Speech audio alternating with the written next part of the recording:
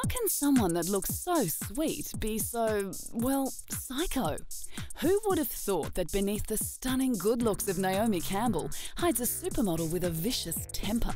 Throughout her career, Naomi's temperament has seen her develop a reputation as being notoriously difficult to work with. And if the assault charges levelled at her by her former employees is anything to go by, very difficult to work for.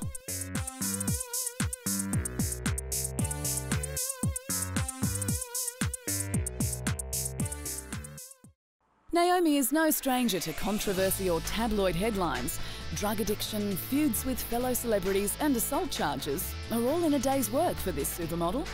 At least 3 employees have accused her of hitting or otherwise assaulting them, and in true diva fashion, she has blamed her fiery temper on lingering resentment toward her father for abandoning her as a child. How very Hollywood. In 2006, the supermodel was arrested at her Park Avenue home and charged with second-degree assault after she threw a cell phone at her housekeeper, Anna Scolavino, where it struck her on the back of the head and opened a cut that needed 4 stitches. Her lawyer admitted that she did throw the phone, but regretted it immediately. Where she said that in her apartment she threw a phone, and that phone that she threw did hit an employee of hers, but that it was not intentional, it was an accident. The assault occurred at the New York apartment when Naomi and the housekeeper had a dispute over a pair of jeans. Afterwards, the super-rich catwalker tried to have Anna treated by her personal doctor to keep it quiet before the housekeeper was taken to Lenox Hill Hospital. Her lawyer believes it was just a case of someone trying to take advantage of Naomi's wealth. I believe that she's a target. She's a prominent individual. There was an accusation, and all of a sudden we're getting served with papers from all over, from other employees who think that this is a payday. You say Naomi hit me, and somebody's going to hand you checks for $50 or $100 or $200 or $300,000. In an attempt to discredit the housekeeper, it was told that Naomi was planning on sacking her before the incident because she suspected her of stealing. But Naomi admitted to the charges and was fined $363 US and ordered to attend anger management classes after pleading guilty.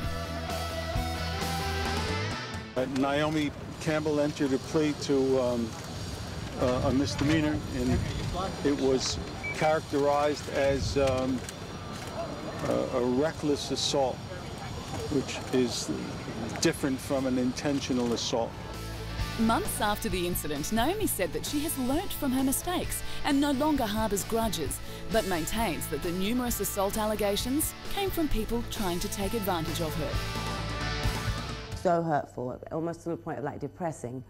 And what's awful about it is it's dropped. None of it was concrete evidence to be held. And, you know, it's just like, where does this come from and why? And I just feel like I am a target. And I've, you know, some people have told me for months and years you're a target, but it's just kind of sunken in that I am a target. So I have to be very careful who I'm around, what I say, who's around me. I try not to be with someone on my own anymore because you don't know the agendas of what people have. Doing little to dispel the rumours that she's calmed her famously fiery temper, Naomi's tantrums continue to make news. While her name used to be synonymous with perfect bone structure and long legs, now it just seems to conjure up images of court appearances and police stations.